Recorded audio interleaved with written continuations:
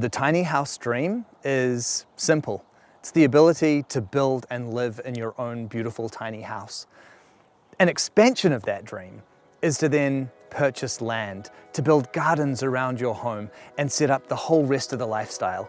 And today, we're about to visit an inspiring couple who have done just that, and with a tremendous amount of style.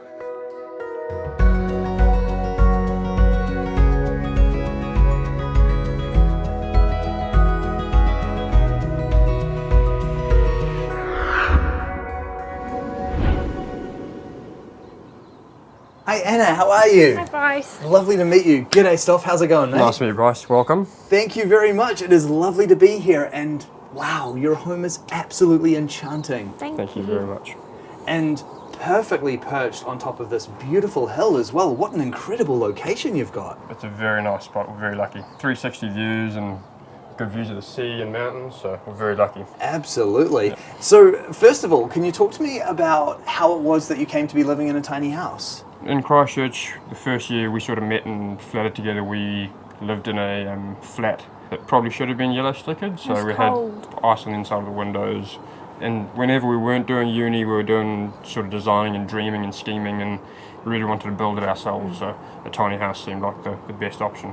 Fantastic. And you DIY'd this home yourselves, didn't you? We had help with bits and bobs, but the only thing we paid people to do was we bought the trailer or got it engineered and built. We paid somebody to install the flue through the roof, and we paid for gas. But everything else we did ourselves or did with friends. The house itself looks fantastic, and I really love this amazing outdoor area you've created. Thank you very much, Bryce. The tiny house itself is very livable, but this makes entertaining and living, especially with a slightly bigger family, a lot easier, so we love it. And we put up some windbreaks because it gets real windy, so we can still use it. Perfect. And you clearly have a love of gardening. Can you talk to me about that and where your passion for gardening came from? I really love gardening. I don't know, I just always liked it. I wanted to be a hobbit in their garden, and I played Harvest Moon, and now I do it in real life. And you mentioned wanting to be a hobbit. Can you tell me about that?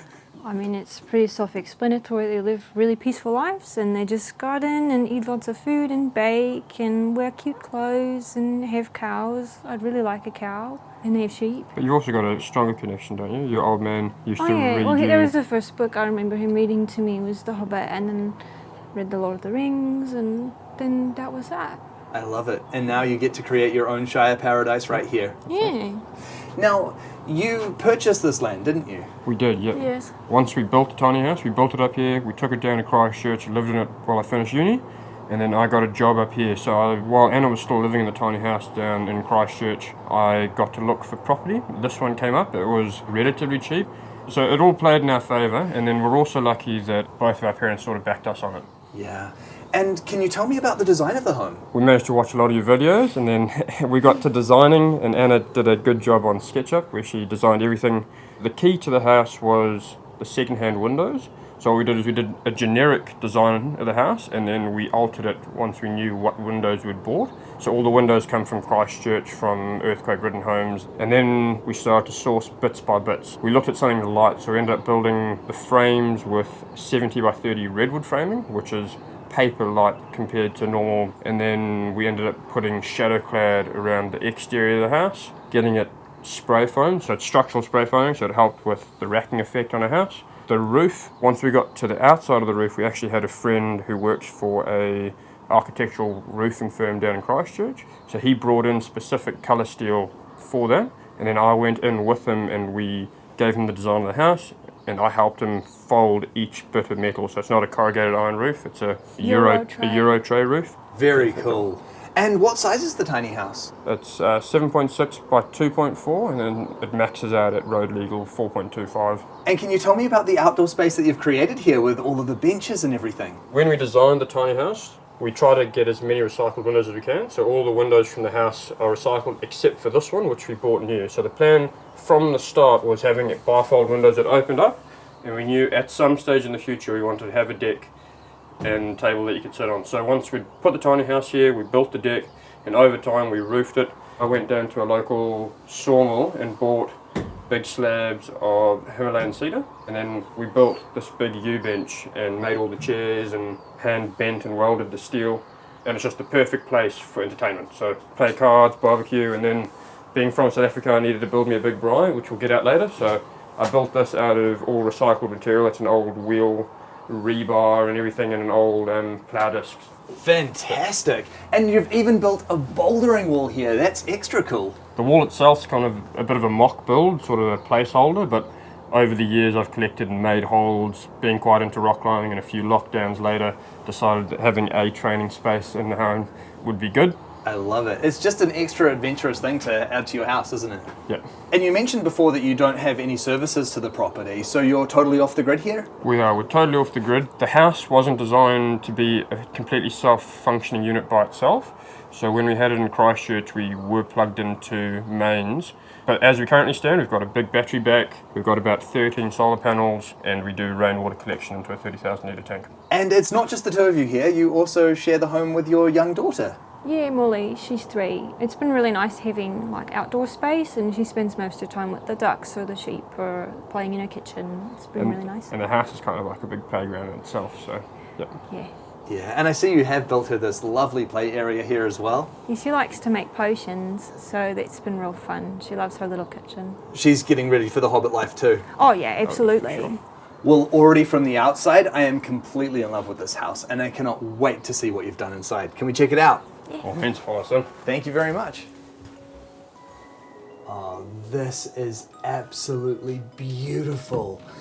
Especially with all of the lovely plants and the timbers and everything in here. You've just made this home feel so welcoming. Thank you. Thank you very much, Bryce. It's a small piece of both of us, and Anna's got one hell of a green thumb. Whatever plant she touches grows, and I'm fairly competent with woodwork and love timber, so the combination works good. Most of the timber in here has a story other than the bits of ply you can see. For example, all the oak you can see here and the cabinetry. Old man and myself milled an old 100-plus-year-old oak tree that fell over in a storm in 2014. And so I've quite literally taken that from a tree to that final cabinetry space there, and that's just one of the things about the house that we love. Beautiful. And I love all of the natural timber that you've used for the ladder and the balustrades in here too. Thank you. We've got quite a nice, beautiful grove of totara trees on the forest, and the property before we bought it was logged, so it used to be in mature pine. And when they logged it, they managed to damage a bunch. So when we first moved here, I went through and salvaged as much of the damaged totara as we can, and that's what we built all of these with. So it's all grown on the land, trees that have sit here, and now they're helping us. Beautiful. And I love the way that you've created this little seat as well, with the window there and that spectacular view beyond it. Thanks. The seats themselves obviously act as storage, something relatively important. But the cool design about this one is it turns into a 3 couch, which is perfect. That is very clever. And I like the way that you've also managed to include the cupboard storage in these as well. Yeah, keeps all my sewing stuff and my fabric. Like to sew on my clothes and make things because it's fun. I like to make lots of things, so I've made a rug and I'm making pottery. I want to replace all our crockery. There really is nothing like a home where everything is just handmade and handcrafted, and I can really see how much love and attention both of you have poured into not only building the home but also furnishing it with these really beautiful items. It's really squishy. It's very, very squishy and comfy, It's isn't like it? hours of my life. And of course you've got the lovely cozy wood fire there too. Yeah, that was a necessity. One of the black splashes there is from an old digger that I found in the forest. And then Anna's put up a bunch of little bricks, so it works really well. Yeah, I really like the way that you've used the facade brick both in the fire and then also in the kitchen as well. It really just adds that pop, doesn't it? Yeah, I feel like it makes it feel warm. Definitely. And I love that you've built a sound system into your home as well. Thank you very much. So one of the tiny houses we visited in Christchurch also had sound system built in, and we knew from the start that that's what we wanted to do, so we designed it, and before we even put a skid on the house on the inside, we'd wired it all in, so we love them. And they're out on the deck as well. Yep, so we've got surround sound inside and out. Very cool. I love that addition. And then through there we've got Molly's room, right?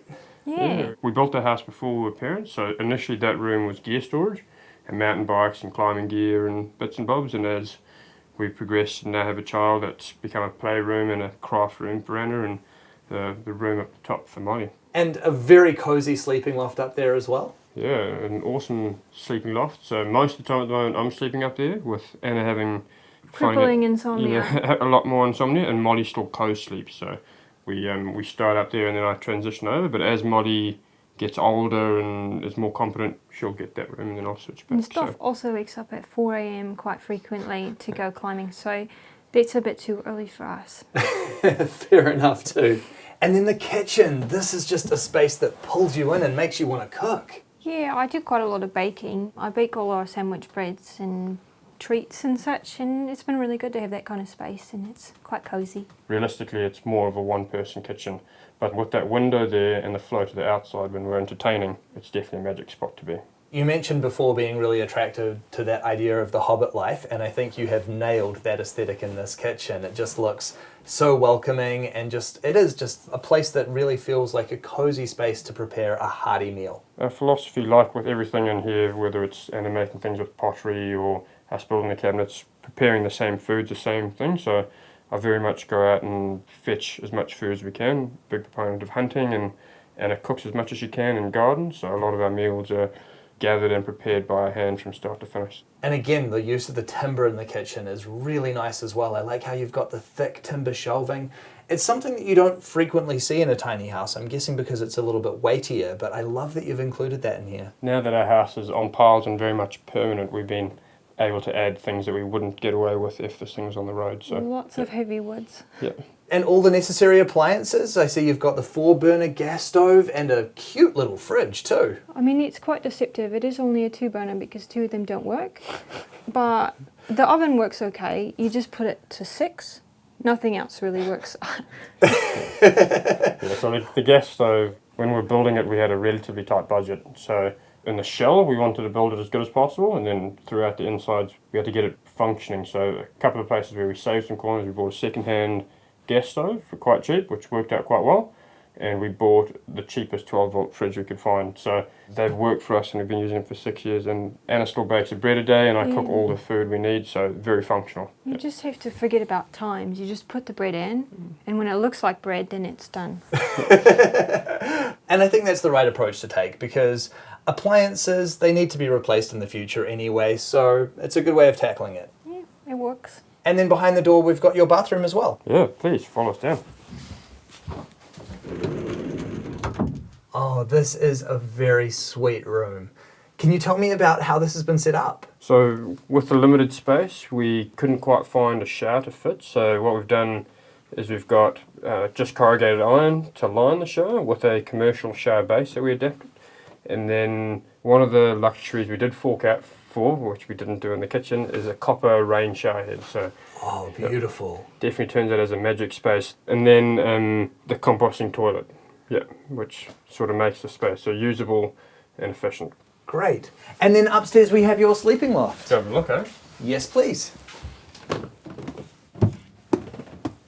Oh, this is just such a cozy, charming space up here. Yeah, we really love it. It's definitely sort of the heart of the home. I like to watch the sunrise out the window every morning. And I love what you've created here with the crates. Yeah, so different parts of the home built different times, but this is one of the first things we built when we moved into the tiny house down in Christchurch. So didn't have a lot of money, so we just found old pallets and crates and bits and bobs and sort of whipped that up. A bit of nostalgia, and they're staying put, so yep. Yeah. Got to have a good place to store all of your wonderful clothing creations. Yeah, I need more space actually. Or you could build yourself a whole tiny house wardrobe one day. Yeah, I think when we build a Hobbit house, I'll have to have a big wardrobe because I would like to build this big costume dresses. Yeah, definitely. Again, what you've just done up here is so cozy. I like the way that you've covered the skylight to give yourselves even a little bit more privacy, and there's something about that that even just helps to make the space feel extra cozy, doesn't it? Definitely does. Blocking that harsh light is quite nice during the day. We actually get enough light, but it does let a little bit of light in during the day, but not the harsh sun. So still having the skylight, but having a cover works out quite well for the space. Definitely. And so how long have you been living in the home now? 5.5 years. We did a year in Christchurch once we built it, and then been here for about 4.5 years now. So Fantastic. And now with the little one as well, how are you finding tiny house life? I love it. I can't really think of any negatives, to be honest. I'd say living in a tiny house or any sort of small space where it's very communal, everybody's in the same space at the same time, And for our family, that works really good. It means whenever I'm at home with both Anna and Molly. Yeah, I just feel like it's magical. I get to be surrounded by all the things I like, and they're all close, and I just feel connected to the space and to everything in it, including the people. Yeah, and because it's so small and we've done all of it, it very much feels like home. Like, I'd say this house feels more like a family member to us than like any other building has ever felt before. I didn't know that was sort of a possible thing, but it feels like it's a part of the family. And can you tell me about the cost that was involved in building this home? So the initial cost was about 40 grand. We talked to my parents and borrowed about 40 grand to do the basics. So we put more money into it since, if you know what I mean. Like the initial build to get it livable for 40 grand, 12 and a half of that was a trailer and lost some to the roof, and then obviously the building materials and including furnishing it with a functioning kitchen and curtains. Yeah, we're relatively happy with that. But yeah, we definitely took a lot of friends and family to make this whole place and the land happen, so very fortunate. And what would you say the future holds for you both now? Well, lots more gardening. I'd like to build quite a few things out in the garden. More crafts and maybe a hobbit house someday. Love that. No rush to upsize, but if we get into the position where we could, we'd definitely look at building a hobbit house. And mainly so we could have a hobbit house, not necessarily the size difference. Yeah, it's not going to be a massive hobbit house, but yeah, it'd be lovely. Oh, well, I certainly hope that one day I get to come back and visit you again and next time tour your wonderful hobbit house. That would be so exciting for me. You'd be welcome to come. We'd be glad to have you. Thank you very much. Well, this home really is just so beautiful. You can really see how much love and craft and attention to detail has been poured into making this place a reality. Thank you so much for sharing it with me. Thanks for coming, Bryce. Thank you. My pleasure. What Anna and Stoph have created here is nothing short of spectacular. For me, this is the embodiment of the tiny house dream. To build a beautiful, small, simple, healthy home for yourself, and then to be able to purchase land, to expand out, to build beautiful gardens. This is absolutely my idea of the tiny house dream, and I am so excited that this beautiful couple gets to live it out for themselves.